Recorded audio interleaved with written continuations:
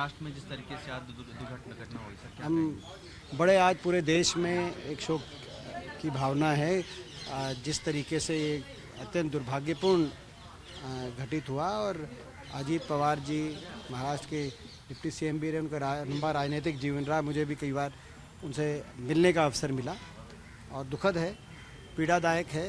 इस दुख की घड़ी में ईश्वर से प्रार्थना है उनको, उनकी आत्मा को अपने श्री चरणों में ईश्वर स्थान दे, और उनके सभी प्रशंसकों, समर्थकों और परिजनों को एक दुख का पहाड़ जिन पे टूटा है, उनको एक शक्ति दे भगवान इस दुख के घड़ी का सामना करने के लिए। पूरे देश में आज हर बात से, राजनीतिक विचारधाराओं से ऊपर उठकर पूरा देश शोक में शामिल है, और महाराष्ट्र की राजनीति में क्षति हुई है। सर, ममता बनर्जी की तरफ से कहा गया है कि इसकी जांच होनी चाहिए पूरे प्लेन क्रैश की, क्योंकि बीजेपी छोड़ने वाले थे अजीत पवार, और उसके बाद ये प्लेन क्रैश हुआ। देखिए, कौन क्या कह रहा है आप उन्हीं से पूछो। बजट सेशन क्या कहेंगे सर?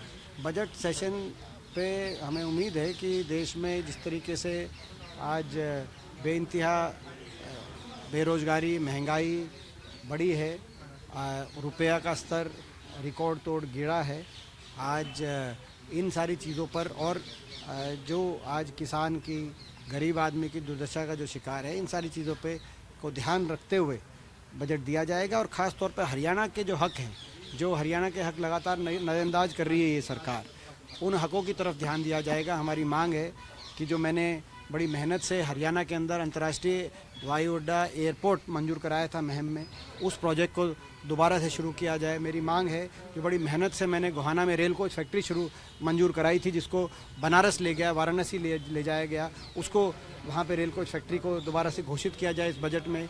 मेरी मांग है कि एम्स बाड़सा के अंदर 11 और संस्थान जो मंजूर थे, इंक्लूडिंग मेडिकल कॉलेज और 11 राष्ट्रीय संस्थान, वो वहाँ पे दोबारा मंजूर कराए गए जाएँ। गुड़गांव में जो इंडियन नेशनल डिफेंस यूनिवर्सिटी, जिसको गांधीनगर लेके स्थानांतरण कर दिया गया है, उसको गुड़गांव में, क्योंकि उस foundation stone doctor Manmohan Singh ji ने रखा था, तो उसको गांधीनगर लेके जाने का कोई अर्थ नहीं है, उसको वहीं पे बनाया जाएगा। इसी तरीके से कॉमनवेल्थ खेलों के अंदर सह मेजबानी के लिए हरियाणा को भी गुजरात के साथ चयनित किया जाए। मेट्रो, जो 12 साल से मेट्रो का 1 इंच का भी विस्तार नहीं किया गया है, आज जो मेट्रो, जो हुड्डा सरकार में 88 किलोमीटर मेट्रो हरियाणा में बनी थी, मगर इन वर्षों में 1 भी इंच आगे नहीं बढ़ाई गई है, उस मेट्रो को भी आगे बढ़ाया जाएगा।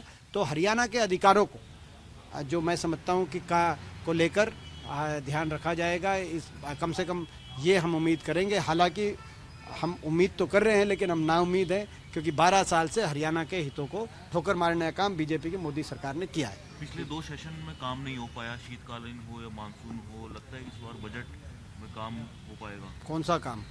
महत्वपूर्ण बिल है, सरकार के नेता कह रहे हैं कि महत्वपूर्ण बिल अटके हुए हैं, वो पेश नहीं हो पा रहे हैं। ये आप मीडिया के हो या बीजेपी के हो? सर, मीडिया की। तो आप यार ये आप बताओ, जो गवर्नमेंट ने चाहा वो डिबेट हुआ कि नहीं हुआ? संसद में आप थे नहीं क्या जब वंदे मातरम पे जो बिल ये लाए?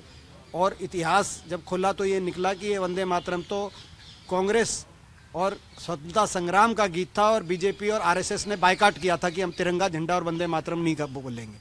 जब ये बात इतिहास आई तो बोला जी काम नहीं हुआ। डिबेट तो यही लाए थे।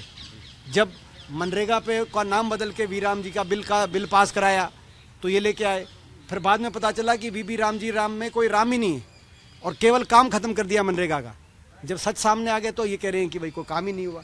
तो ये सारा काम कहाँ हुए? अगर यहाँ नहीं हुए तो ये कोई लंदन में बैठी संसद के अंदर, तो वहाँ के वेस्टमिनिस्टर हॉल के अंदर तो कोई ये मैं समझता हूँ कि तो ये काम ये इन्हीं सरकार के ही बिल पास कराए सरकार ने मेजोरिटी से, जो गलत बिल थे, टोटली गलत जो बिल थे, जो है जहाँ तक ये मामला है, क्योंकि इस मामले में एक संवेदनशील बात है, इसकी डिटेल में मैं अध्ययन करा रहे हैं हम लोग, और जो पार्टी का अधिकृत स्टैंड होगा, जल्दी आपको एक विस्तृत स्टैंड हम आपके बीच में रखेंगे।